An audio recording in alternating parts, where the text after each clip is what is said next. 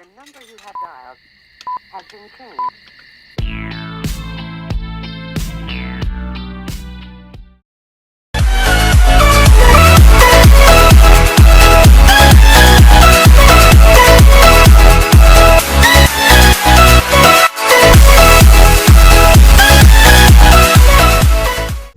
Assalamualaikum warahmatullahi wabarakatuh.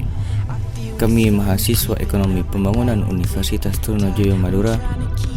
Video ini diperuntukkan untuk menyelesaikan salah satu tugas mata kuliah Statistika dengan dosen pengampu Ibu Nurita Fibrianto, SE, MSI. Kami dari kelompok 10 yang beranggotakan 5 orang, terdiri dari Juwita Dwi Ayuningstias dengan NIM akhir 293, Melisa Nur Awalia dengan NIM akhir 281, Muhammad Sarda dengan NIM akhir 311, Udera Yulia Anindita dengan NIM akhir 249, dan Uyun Kurniasari dengan NIM akhir 250. Adapun materi yang kami presentasikan adalah angka indeks untuk proses deflasi. Langsung saja, ini video presentasi dari kelompok kami. Perkenalkan, nama saya Juwita Dwi Ayuningstias dengan NIM 2002311000293. Dan di sini saya akan sedikit menjelaskan tentang beberapa pengertian dari angka indeks.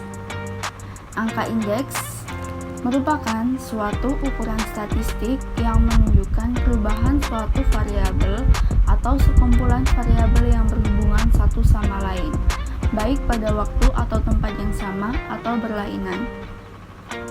Angka indeks adalah angka relatif yang dinyatakan dalam persentase, biasanya untuk kesederhanaan. Bentuk persentase bisa dihilangkan.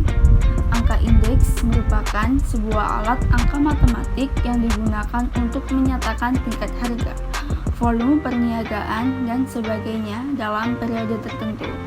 Dibandingkan dengan tingkat harga, volume perniagaan suatu periode dasar yang nilainya dinyatakan dengan 100.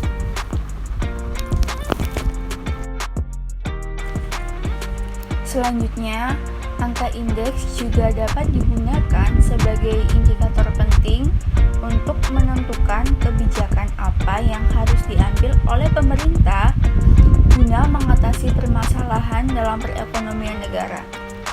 Dalam suatu analisis perekonomian, angka indeks mempunyai peranan yang sangat besar karena dapat digunakan untuk mengetahui berapa laju inflasi maupun deflasi yang terjadi di negara tertentu.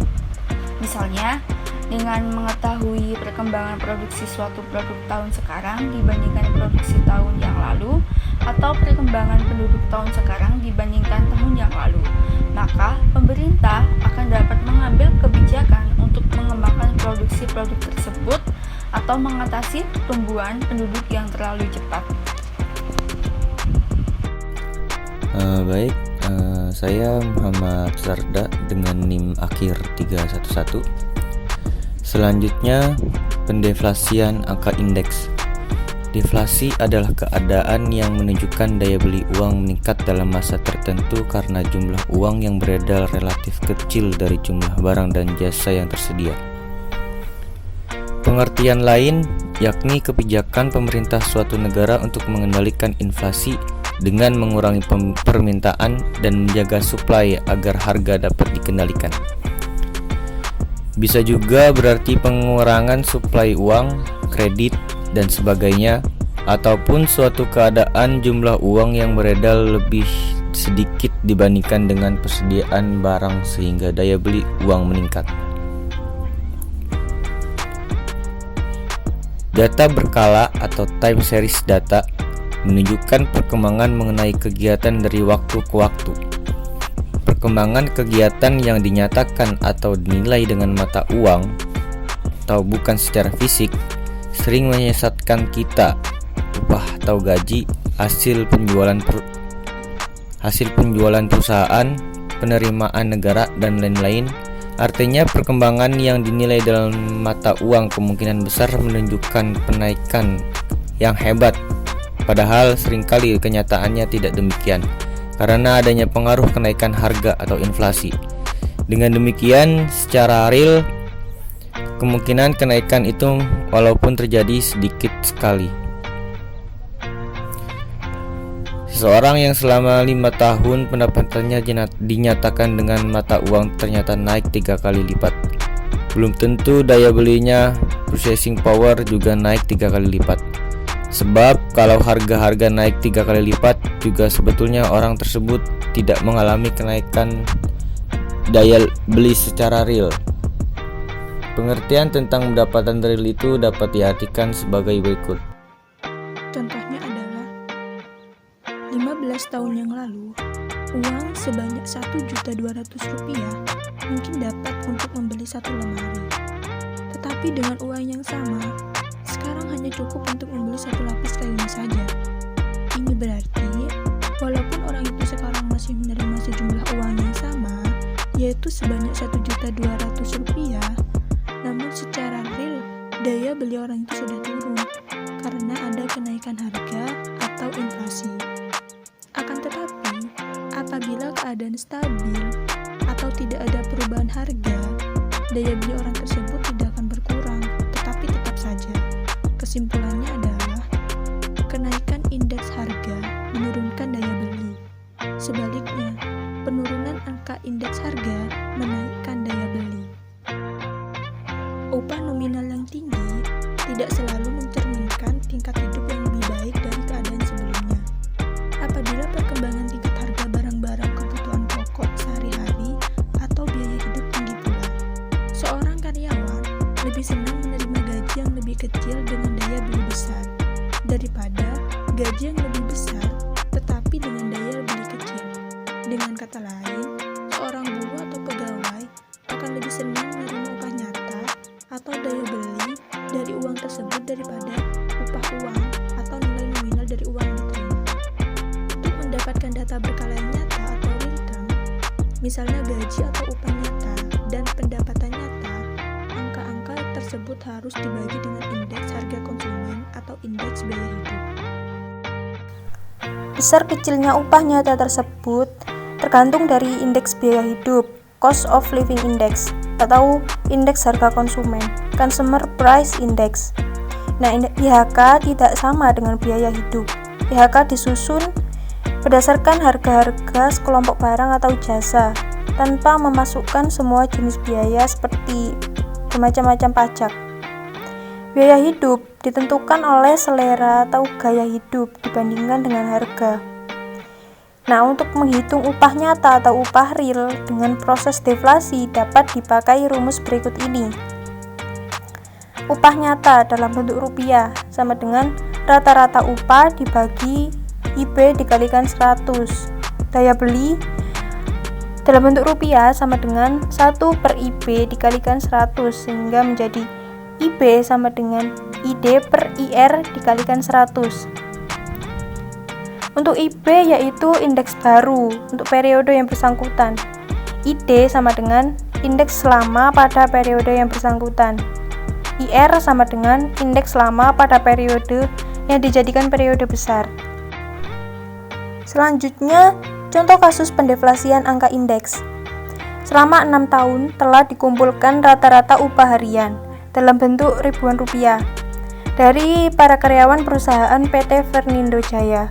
Selain itu juga telah dibuat angka indeks harga konsumen. Nah, data tersebut adalah sebagai berikut. Di sini pada tahun 2000 rata-rata upah per hari dalam ribuan rupiah yaitu sebanyak 1,21. Untuk indeks harga konsumennya yaitu pada 2000 sama dengan 100. Di sini sebanyak 98,5. Pada tahun 2001, rata-rata upah per hari sebanyak 1,33. Untuk indeks harga konsumennya, yaitu sebesar 104,6.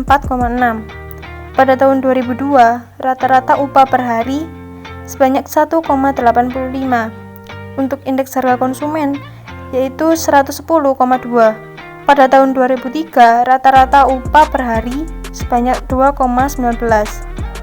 Untuk indeks harga konsumen, yaitu 118,1. Pada tahun 2004, rata-rata upah per hari sebanyak 2,31. untuk indeks harga konsumennya yaitu 122,1. Pada tahun 2005, rata-rata upah per harinya yaitu 2,69. Untuk indeks harga konsumennya yaitu sebesar 123,2.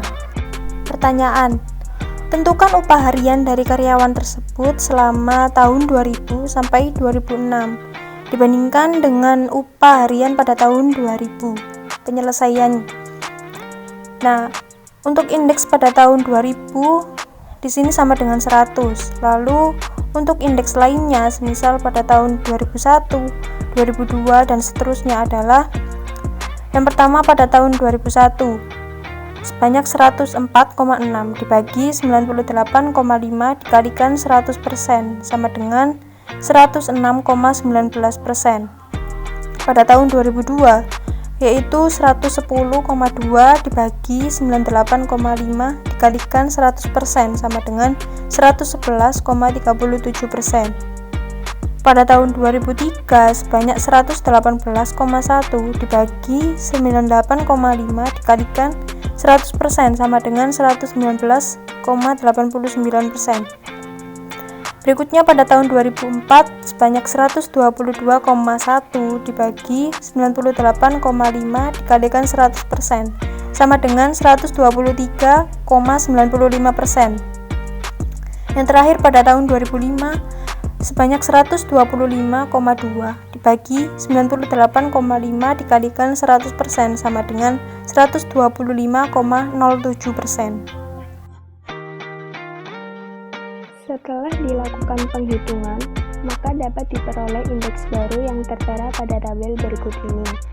Tahun 2000 dengan indeks baru 100, tahun 2001 dengan indeks baru 106,19, tahun 2002 dengan indeks baru 111, tahun 2003 dengan indeks baru 119,89, tahun 2004 dengan indeks baru 123,95, dan tahun 2005 dengan indeks baru 125,07. Adapun upah nyata atau wage. Nah, upah nyata atau wage ini dapat kita peroleh dengan jalan membagi semua angka-angka upah dengan indeks pada tahun-tahun yang bersangkutan. Maka penghitungannya sebagai berikut. Yang pertama tahun 2000. 2000 dibagi 1,21 per 100 dikali 100 sama dengan 1,21. Yang kedua tahun 2001. 2001 dibagi 1,33 per 106,19 dikali 100 sama dengan 1,25. Yang ketiga tahun 2002. 2002 dibagi 1,85 per 111,37 dikali 100 sama dengan 1,66. Yang keempat tahun 2003. 2003 dibagi 2,19 per 119,89 dikali 100 sama dengan 1,82. Yang kelima tahun 2004. 2004 dibagi 2,31 per 123,95 dikali 100 sama dengan 1,86. Dan yang keenam tahun 2005. 2005 dibagi 2,69 per 125,07 dikali 100 sama dengan 2,15. Maka diperoleh indeks pada tabel berikut ini.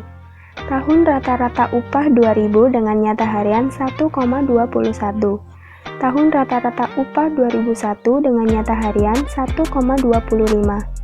Tahun rata-rata upah 2002 dengan nyata harian 1,66.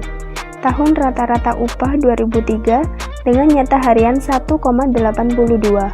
Tahun rata-rata upah 2004 dengan nyata harian 1,86. Tahun rata-rata upah 2005 dengan nyata harian 2,15. Dan untuk mendapatkan daya beli rupiah untuk berbagai tahun dengan anggapan bahwa 1 rupiah pada tahun 2000 misalnya benar-benar bernilai 1 rupiah atau berdaya beli 1 rupiah. Maka caranya ialah dengan membagi 1 rupiah dengan angka indeks yang waktu dasarnya sudah digeser ke tahun 2000 tersebut. Penghitungannya adalah sebagai berikut. Yang pertama tahun 2000. 2000 dibagi 1 per 100% sama dengan 1. Yang kedua tahun 2001. 2001 dibagi 1 per 106,19% sama dengan 0,94. Yang ketiga tahun 2002. 2002 dibagi 1 per 111,37% sama dengan 0,89. Yang keempat tahun 2003. 2003 dibagi 1 per 119,89% sama dengan 0,83. Yang kelima tahun 2004. 2004 dibagi 1 per 123,95% sama dengan 0,80. Dan yang keenam tahun 2005. 2005 dibagi 1 per 125,07% sama dengan 0,79. Maka diperoleh daya beli upah dari tahun ke tahun dalam tabel berikut ini.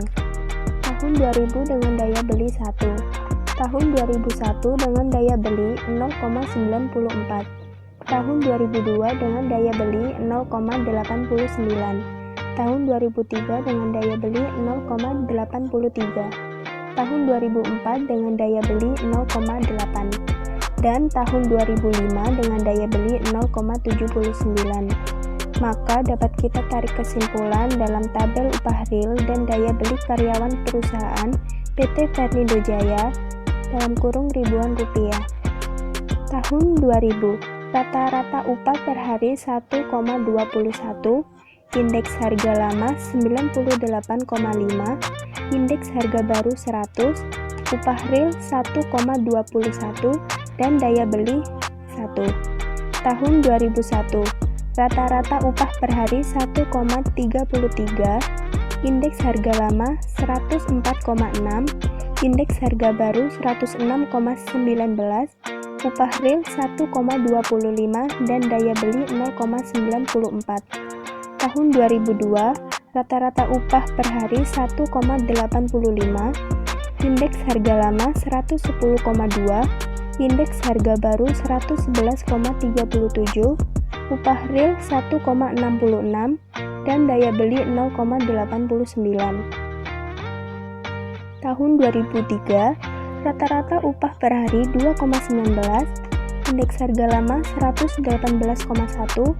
indeks harga baru 119,89, upah real 1,82, dan daya beli 0,83. Tahun 2004, rata-rata upah per hari 2,31, indeks harga lama 122,1, indeks harga baru 123,95, upah real 1,86, dan daya beli 0,8. Dan yang terakhir tahun 2005, rata-rata upah per hari 2,69, indeks harga lama 123,2, indeks harga baru 125,07, upah real 2,15, dan daya beli 0,79. Baik, berikut presentasi dari kelompok kami. Saya ucapkan terima kasih, kurang lebihnya saya mohon maaf. Saya akhiri, Assalamualaikum warahmatullahi wabarakatuh.